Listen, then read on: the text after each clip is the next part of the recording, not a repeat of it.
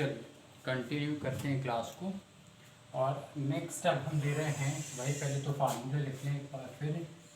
C/5 equals to F minus 32/9 and that is equal to R/4 and last one is Kelvin minus 273/5। ठीक है, Celsius का 5वां भाग Fahrenheit में से 32 माइनस करो, 9 से डिवाइड करो, रेउमर का 1/4 या केल्विन में से 273 माइनस करके डिवाइडेड बाय 5 करो। ये एक्सपेरिमेंटल बेसिस पे प्रूव है, हाँ, हमें प्रूव नहीं करना ये सब इक्वल होते हैं। ठीक है, ये फार्मूला है। अब जल का जमना, जमने को हिमांक भी कहते हैं, हिम अंक, यानी वह बिंदु, वह अंक, वह ऐसा पॉइंट जहाँ पे जल पानी जो है वो जम जाता है, हिम बन जाते हैं, इसलिए उसको हिमांक कहते हैं। तो जल जो है वो जम कितने पे रहा है? 0 डिग्री पे। ठीक है, पानी जो है वो 0 डिग्री सेल्सियस पे जम जाता है। ठीक है, टेम्परेचर यदि मान लीजिए 3 to 4 डिग्री, तो कहते हैं ना बर्फीली हवाएं चल रही हैं, 0 पे पानी जमता है और माइनस में भी जाता है, -10 डिग्री, -20 डिग्री, तो बर्फ़ जो है वो और सॉलिड हो जाता है। ठीक है, मतलब काफ़ी दिनों तक जो है या काफ़ी समय तक फिर वो पिघलता नहीं है यदि माइनस डिग्री पे चला गया। ठीक, चलिए, तो ये माने कि बर्फ़ जो जम रहा है, माने क्या बल्कि प्रूव रहिए कि 0 डिग्री सेल्सियस पे जम रहा है। तो यहाँ पे C की वैल्यू कितनी है? 0। तो अब हमें याद करना भाई F और ये सब। तो F का शॉर्ट वाला फार्मूला क्या है?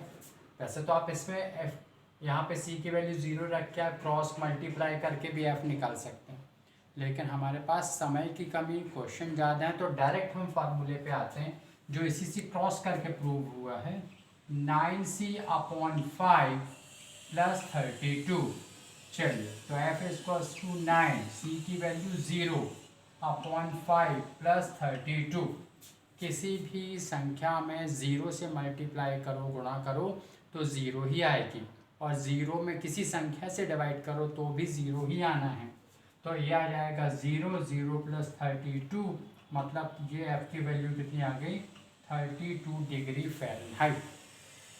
32 डिग्री फ़ारेनहाइट पे बर्फ़ जमती है, या फिर सेल्सियस पे 0 डिग्री सेल्सियस पर। क्लियर है? तो ये आपके F की वैल्यू है 32, आ गया 32 डिग्री फ़ारेनहाइट। क्लियर है? बिल्कुल सिंपल है। 9C/5 + 32, C की वैल्यू 0 रख दीजिए, और 9 × 0 हो गया 0, 0 से डिवाइडेड बाय 5 किया, रिजल्ट 0, 0 + 32 32। सिंपल। चलो नेक्स्ट देखें हम, फिर है R की वैल्यू निकालना है। हाँ, तो C/5 इक्वल्स टू होता है R/4। C की वैल्यू 0, तो 0/5 इक्वल्स टू R/4। R को मल्टीप्लाई करोगे 5R से, तो 5R, 4 को 0 से मल्टीप्लाई करोगे तो 0 ही आना है।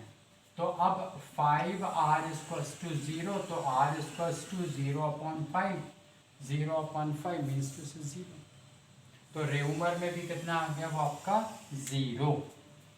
तो C/5 R/4 वैल्यू पुट की, C की जगह आपने लिखा 0, 0/5 equals to R/4, R equals to क्या जाएगा? 4 × 0/5, तो यह आ गया आपका 4 × 0 हो गया 0, तो R इक्वल्स टू 0/5, रिजल्टेड 0। क्लियर? चलिए और देखिए, फिर नेक्स्ट है K निकालना है ना इस फार्मूले से। तो वैसे भी आप, यदि आपको कन्फ्यूज़न है कि वो प्लस था कि माइनस करना था, C में जोड़ना था या घटाना था, तो बेहतर है आप 2 सेकंड दे के उस फार्मूले को फिर से लिख लें। C equals to K minus 273/5। ठीक है, 5 1 ज़ा 5 1 ज़ा, एक एक बार 5 एकम 5, 5 एकम 5। तो अब बचा क्या? किसी संख्या को 1 से डिवाइड करो, रिजल्ट पे कोई फ़र्क नहीं पड़ता। तो C equals to K minus 273, ये 273 इस तरफ आया, C + 273 equals to K। C की वैल्यू कितनी है? 0, 0 + 273 इक्वल्स टू K, इसलिए 273 इक्वल्स टू, डिग्री का बाद में साइन लगा दें आप, तो 273 डिग्री जो है वो आपकी ये वैल्यूज आ रही हैं। क्लियर है? एक बार फिर से C/5 equals to K minus 273/5, C equals to K minus 273। आप यहाँ कंफ्यूज हो सकते हैं कि यहाँ माइनस था कि प्लस था, ये इस तरफ आया तो वो प्लस था कि माइनस था। तो बेहतर है 2 सेकंड और दो और एक बार फार्मूला ही फिर से लिख लो, ठीक है। चलिए, तो इस तरह से फाइनली 273 ही आया। फिर उसके बाद में ये आ गया आपका FR सब आ गया। एक क्वेश्चन और देखें। नॉर्मल रूम का जो सामान्य कमरे का तापमान है वो कितना है? 27 डिग्री सेल्सियस ये माना जाता है, ठीक है। और ये माना भी इसलिए ऐसे जाना, देखो आपको बता रहे हैं 273 में 27 ऐड कर लो तो एग्जैक्टली 300 डिग्री आता है ना। तो साइंटिस्ट ने कहा कि चलो यही मानते हो, और वैसे भी जनरली यदि हम अपने देश की बात करें तो 27 के आसपास ही रहता है, ठीक। चलिए, तो ये आप देखिए C की वैल्यू कितनी है? 27 degree.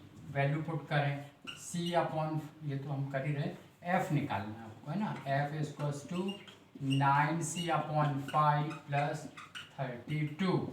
F equals to 9C की वैल्यू है 27/5 प्लस 32। F इक्वल्स टू, चलिए अब कैलकुलेटर तो आपको तो डिसअलाउड है, लेकिन आप ऐसे कर सकते हैं उसको। देखो 20 गुणित 9 कर लो तो 180 हो गया, ठीक है। और 7 का गुणा जो है वो आप 9 के साथ में कर लो तो 63 हो गया, ठीक है। आप 180 में 63 जोड़ लो तो 243 अप्रॉक्स हो जाएगा, ठीक। आप चाहे तो उसको देख सकते हैं। 9 × 27 या 243, ठीक है। चलिए, तो यह आ गया 243/5 प्लस 32। तो F इक्वल्स टू 243 को डिवाइडेड बाय 5 कर लीजिए तो 48.6, ठीक है। तो 48.6 ऐड कर दिए तो 80.6, यानी कि C की वैल्यू यदि 27 डिग्री सेल्सियस है तो F जो है वो 80.6 डिग्री आएगा। क्लियर है ये? चलिए, तो ये हो गया F।